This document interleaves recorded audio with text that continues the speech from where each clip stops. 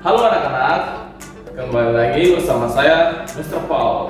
Nah, kali ini kita akan membahas mengenai pelajaran sosiologi. Jadi kalian terus simak videonya ya. Langsung aja kita mulai pembelajarannya. Sebagai makhluk individu, manusia itu memiliki kepribadian yang unik.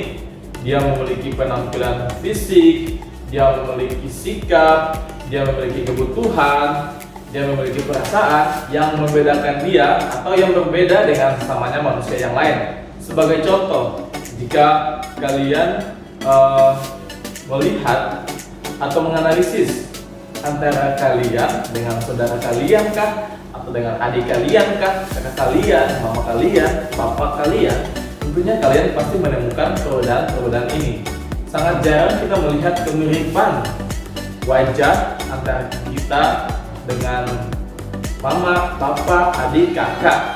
Itu pasti minimal penampilan fisik kita berbeda, kemampuan kita juga berbeda, kebutuhan kita juga berbeda, sikap kita juga berbeda. Pasti tentunya itu akan kita temui dalam setiap individu di dalam sebuah masyarakat. Bagi kita, kesadaran bahwa setiap manusia adalah makhluk individu hendaknya mendorong kita untuk bisa hidup saling menghargai, saling membantu, saling bekerja sama agar kehidupan yang kita jalani itu bisa berjalan dengan damai atau kita bisa menikmati kehidupan yang damai dan sejahtera. Sedangkan sebagai makhluk sosial, manusia itu membutuhkan orang lain untuk hidup. Manusia tidak bisa hidup sendiri dan dia itu membutuhkan orang lain agar dia bisa menjalani kehidupannya, apalagi di dalam masyarakat, sehingga manusia memang benar-benar membutuhkan masyarakat. Nah, di dalam masyarakat tentunya setiap manusia atau setiap individu harus mempunyai sikap toleransi, ketegangan rasa, solidaritas, dan lain-lain. Sikap-sikap seperti ini yang memang harus kita miliki di dalam suatu masyarakat agar kita menjalani kehidupan yang baik di dalam suatu masyarakat tersebut. Nah, apakah kalian pernah melihat tokoh yang satu ini? Apakah kalian pernah melihat? Mungkin sebagian dari kalian atau keseluruhan dari kalian mungkin tidak mengenal tokoh yang satu ini. Nah, jika kalian ingin tahu, tokoh yang satu ini adalah Auguste Comte. Dia adalah tokoh yang mempelopori lahirnya sosiologi. Dia mengatakan bahwa sosiologi sebagai ilmu yang secara khusus membahas atau mempelajari mengenai masyarakat. Karena itu dia disebut-sebut sebagai bapak kalian. Salah. Maksudnya disebut-sebut sebagai bapak sosiologi.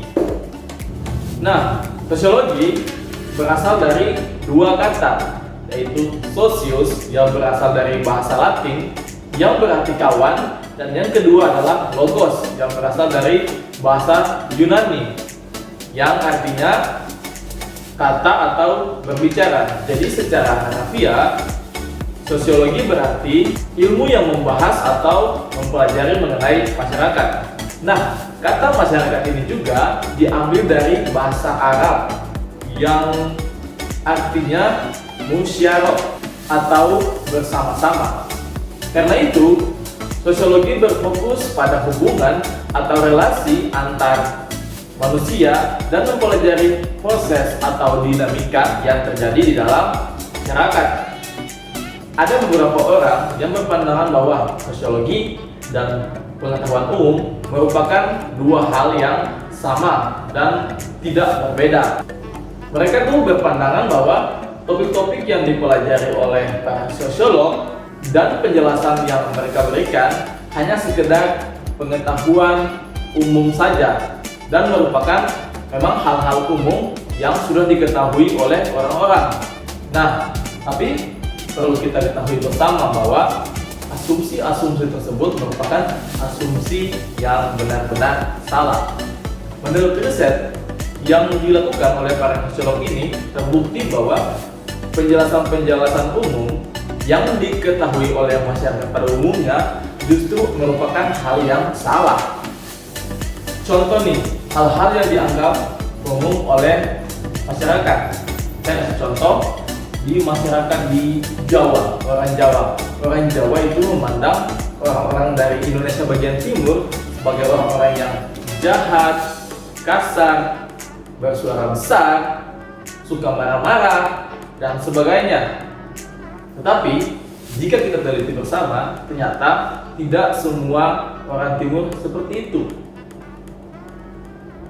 Orang timur itu belum tentu suka marah-marah. Mungkin karena volume suara orang timur yang besar, yang nyaring bunyinya, makanya orang berpikir, oh orang timur itu suka marah-marah. Kalau ngomong marah-marah terus, ternyata bukan. Mungkin karena faktor dia tinggalnya di pantai, jadi jika berbicara pelan, maka akan ditutupi oleh suara angin, sehingga dia harus menggunakan suara dengan volume yang agak lebih besar biar didengarkan oleh orang lain. Tapi ketika orang Jawa mendengarnya, mungkin mereka berpikir, wah orang ini sedang marah-marah. Nah, itu adalah salah satu anggapan yang salah mengenai orang timur. Nah, sebenarnya kita perlu tahu bahwa pengetahuan umum yang dimiliki oleh masyarakat biasanya itu berasal juga dari kepercayaan masyarakat ada periode tertentu. Contohnya nih, kita ambil contoh masyarakat di Batak. Nah, orang Batak biasanya itu ketika turun hujan gerimis pada saat siang hari atau masih panas, masih terik matahari, masih bersinar dan terjadi hujan, maka mereka akan meletakkan daun di telinganya. Gunanya apa? Biar mereka tidak sakit kah, mereka tidak pusing kah, dan lain-lain. Nah, itu adalah kepercayaan pengetahuan umum yang sebenarnya salah. Atau juga ada masyarakat yang ketika musim panas mereka akan melakukan tarian agar dewa-dewa mengirimkan hujan kepada mereka.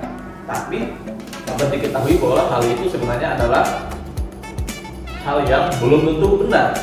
Makanya tugas dari para sosiolog ini adalah mengkaji hal tersebut, melakukan riset kembali terhadap pengetahuan umum yang biasa berada dalam masyarakat untuk diketahui benar nggak sih, apakah ini benar-benar sesuai dengan yang masyarakat tahu ataukah memang itu yang salah, seperti itu.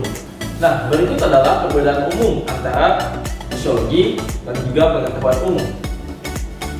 Yang pertama, sosiologi itu menggunakan imajinasi sosial. Ketika melakukan penelitian, sosiolog itu melihat dari cara pandang yang berbeda. Asumsi-asumsi yang telah ada diuji dengan mempelajari bagaimana hal-hal seperti ini terjadi di masa lalu, masa sekarang, dan masa depan nantinya. Dan yang kedua, para sosiolog mengumpulkan bukti-bukti dari suatu isu sebelum melakukan kesimpulan. Kesimpulan yang dihimpun disusun berdasarkan bukti-bukti yang akurat yang didapatkan melalui riset dan penelitian. Nah, ciri-ciri dari sosiologi sebagai ilmu pengetahuan yang pertama, sosiologi bersifat empiris. Sosiologi mempelajari masyarakat berdasarkan fakta yang ada, berdasarkan hasil observasi, tidak spekulatif, dan juga menggunakan akal yang sehat. Yang kedua, sosiologi bersifat teoritis. Sosiologi berusaha menyusun penjelasan dari hasil observasi dan fakta-fakta yang ada. Dan yang ketiga, sosiologi bersifat kumulatif. Teori yang ada merupakan bentuk pembaruan atau revitalisasi dari teori-teori yang sudah ada sebelumnya untuk memperbaiki, menyempurnakan, dan memperluas teori-teori yang lama. Yang terakhir adalah teori bersifat non-etis. Kajian sosiologi bukan ditujukan untuk melihat baik buruknya suatu fenomena yang terjadi dalam masyarakat, akan tetapi menganalisis fenomena tersebut secara objektif dan dapat dipertanggungjawabkan.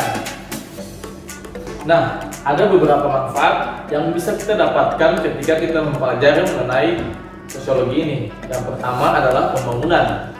Sosiologi berguna untuk memberikan data sosial yang diperlukan pada tahap perencanaan, pada tahap pelaksanaan, maupun tahap penilaian dalam pembangunan. Nah, yang kedua, penelitian. Dengan sosiologi akan diperoleh suatu rencana penyelesaian masalah sosial yang baik di dalam masyarakat.